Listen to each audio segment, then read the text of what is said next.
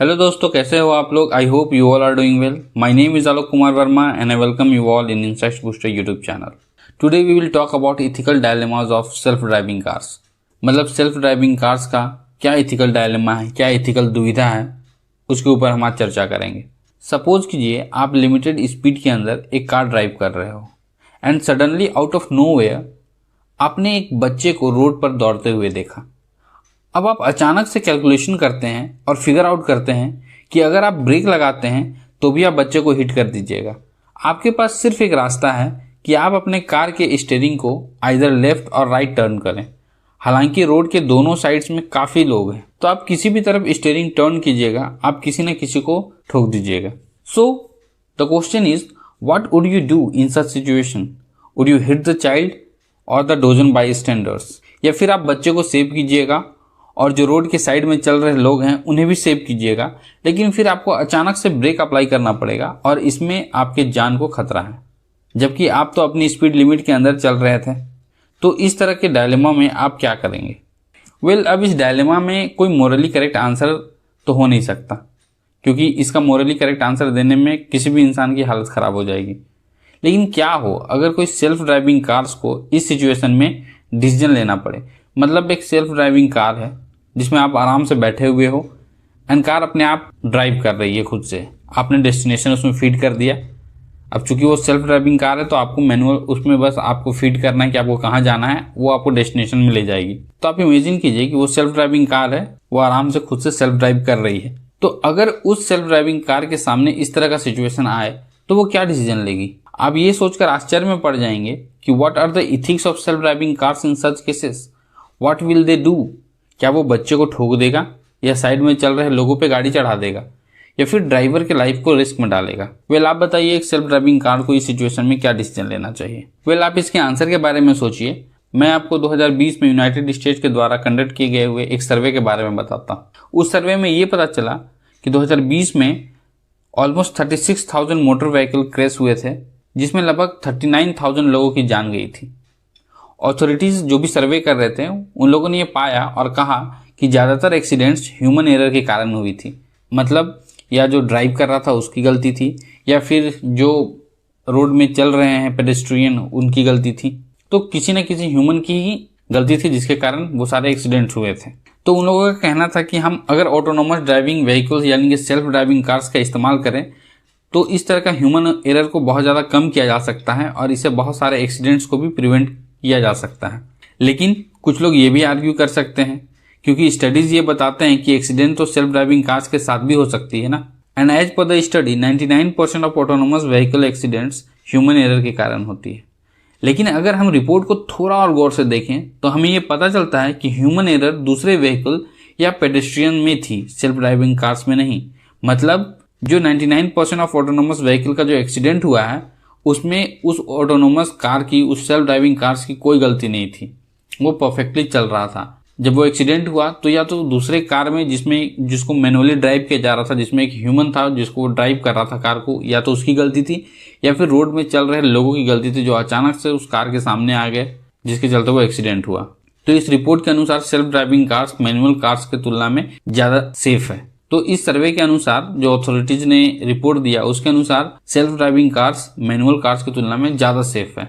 लेकिन सवाल अब ये उत्पन्न होता है कि रिलायबिलिटी ज़्यादा होने के बावजूद भी there are still certain dilemmas that self driving cars face today, जो सेल्फ ड्राइविंग कार्स के इथिक्स के ऊपर सवाल उठाता है।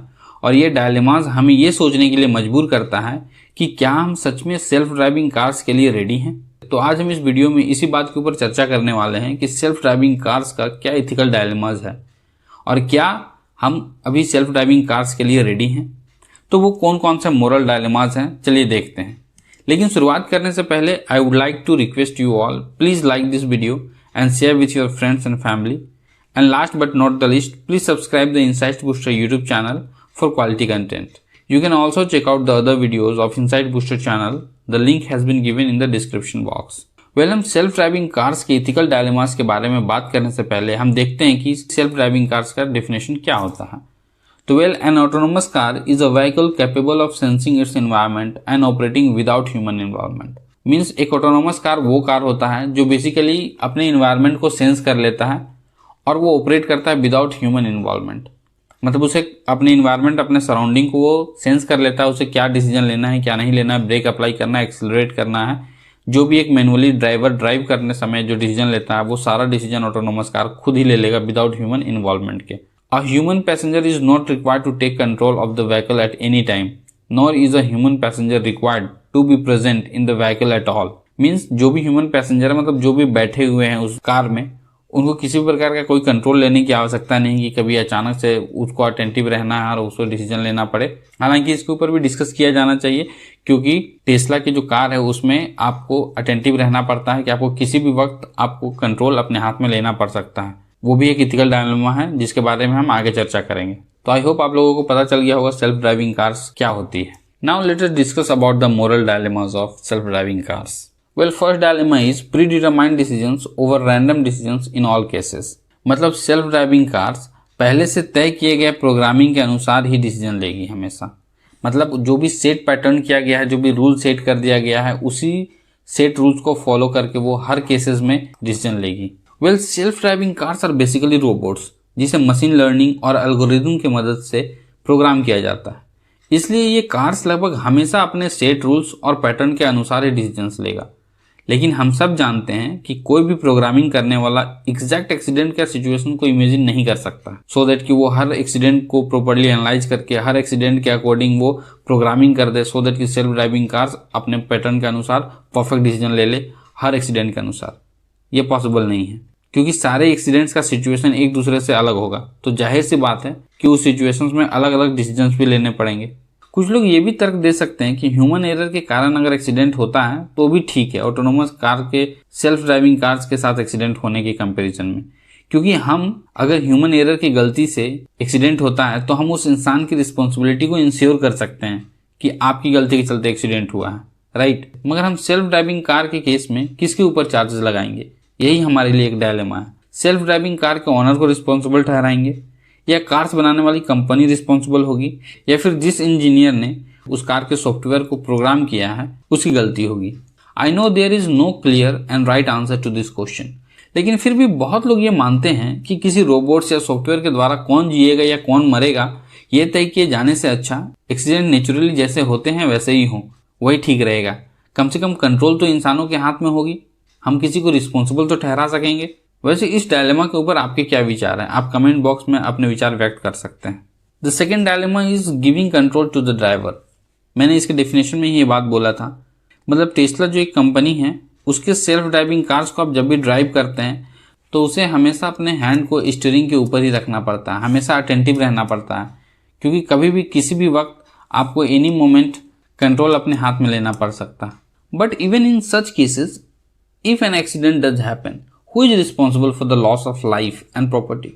क्या उस एक्सीडेंट में हम सेल्फ ड्राइविंग कार्स को गलत ठहराएंगे, या फिर हम ये मानेंगे कि ड्राइवर की गलती के कारण वो एक्सीडेंट हुआ क्योंकि वो अटेंटिव नहीं था, वो उस इमरजेंसी के सिचुएशन में वो कंट्रोल अपने हाथ में नहीं ले पाया? और is it the reckless pedestrian और driver in another car? Who will be the responsible? One of the biggest dilemmas of self-driving cars is whether it would be right to hand over the control to the driver at the last instant. This will not only raise a question about the ethics of self-driving cars, but also about the ethics of drivers.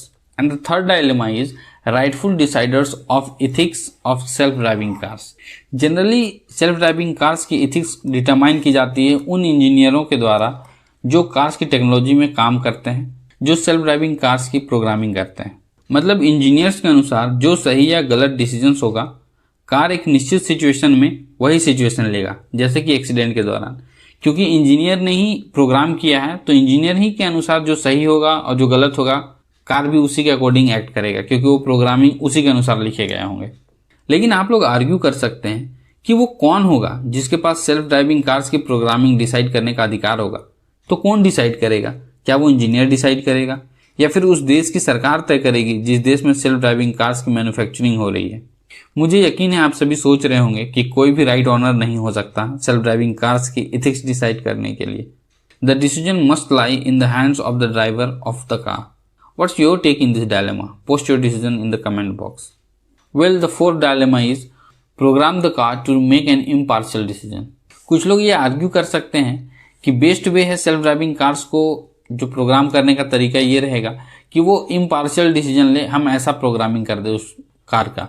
मतलब वो car जब भी accident का situation आए या कोई भी ऐसा दुविधा वाला सिचुएशन आए तो वो कार डिस्क्रिमिनेट नहीं करे किसी भी ह्यूमन बीइंग के बीच में, ना ही एज के अनुसार, ना ही जेंडर के अनुसार, और ना ही किसी और अदर पैरामीटर के अनुसार। वो बस इम्पार्शियल डिसीजन ले, वो ऐसा डिसीजन ले जिसमें सबसे कम इम्पैक्ट हो, जिसमें सबसे कम नुकसान हो, वैसा डिसीजन ले वो।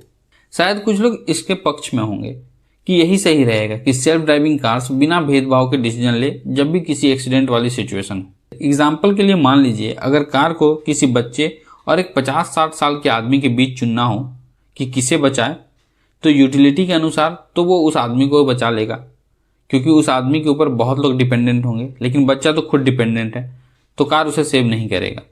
क्या आपको ये सही लगता है? इस सिचुएशन में क्या होना चाहिए? क्या सेल्फ ड्राइविंग कार्स को इम्पार्शियल डिसीजन लेने के लिए प्रोग्राम किया जाना चाहिए? आप अपना आंसर कमेंट बॉक्स में मेंशन कर सकते हैं। And the next dilemma is the hacking dilemma. देखिए, जब भी आप सेल्फ ड्राइविंग कार चला रहे हैं, मतलब वो एक सॉफ्टवेयर के ऊपर चल रहा है। सॉफ्टवेयर है तो उसमें इंटरनेट भी होगा, राइट? और जहाँ इंटरनेट है तो वहाँ पे साइबर अटैक का भी खतरा हो जाता है। तो जो भी साइबर क्रिमिनल है वो आसानी से हैक करके उस कार का एक्सेस ले सकते हैं और गलती से एक्सीडेंट भी करा सकते हैं। वो बग करके उस कार के सॉफ्टवेयर में बग करके उसका एक्सीडेंट करा सकते हैं और ऐसे दिखाएंगे जैसे ड्राइवर की गलती से एक्सीडेंट हुआ। मतलब एक सेल्फ ड्राइविंग कार में एक जो हैकर होता है वो कार को हैक करके मर्डर भी प्लान कर सकता है। The next dilemma is displaying human values. Suppose कीजिए कि आप कार ड्राइव कर रहे हैं और आपके सामने एक कोई इंजर्ड पर्सन आपको रोड के साइड में पड़ा हुआ मिला, एक या फिर एक ओल्ड लेडी है जिसमें मदद की आवश्यकता है। तो इसमें कोई डाउट नहीं है कि आप कार साइड में रोकेंगे, उस इंजर्ड पर्सन के लिए आप या तो एम्बुलेंस बुलाएंगे या फिर आप खुद ही उसे हॉस्पिटल ड्रॉप करके आएंगे, राइट? या फिर आप उस ओल्ड लेडी के लिए भी रुकेंगे जिसे मदद की आवश्यकता है। Because we are human and compassion एक ह्यूमन वैल्यू है जो लगभग हर इंसान में होती है। लेकिन सवाल ये उठता है कि एक सेल्फ ड्राइविंग कार इस सिचुएशन में क्या डिसीजन लेगा? आपको क्या लगता है? वो रुकेगा उन लोगों की मदद करने के लिए जिससे उस इंजर्ड इंसान की जान बचाई जा सकती है? आई नो मोस्टली सभी लोगों को इसका आंसर पता होगा कि वो नहीं रुकेगा। Well, the next dilemma is automation versus human livelihood. Well, देखिए, जब भी किसी चीज़ की ऑटोमेशन की बात आती है तो इस बात की चर्चा जरूर शुरू हो जाती है कि जॉब का क्या होगा फिर, क्योंकि बहुत सारे ड्राइवर्स तो फिर जॉबलेस हो जाएंगे। ये तो सिंपल सी बात है। वेल, ये सिचुएशन आने में तो बहुत टाइम है, बट फिर भी हमारे पास ये भी एक दुविधा है जिसे हम इनकार नहीं कर सकते। वेल, ये था आज का टॉपिक। आई होप आप लोगों को इस वीडियो के माध्यम से सेल्फ ड्राइविंग कार्स के बारे में सोचने का एक नया नज़रिया मिला होगा। वैसे आप लोग क्या सोचते हैं सेल्फ ड्राइविंग कार्स के बारे में, हमें ज़रूर बताएं। अगर वीडियो आपको पसंद आई तो please like this video and share with your friends and family, and please subscribe the insights booster YouTube channel for getting more quality content related to current affairs which will be helpful for various government exams. Thank you for watching this video. This is Alok Kumar Verma signing off.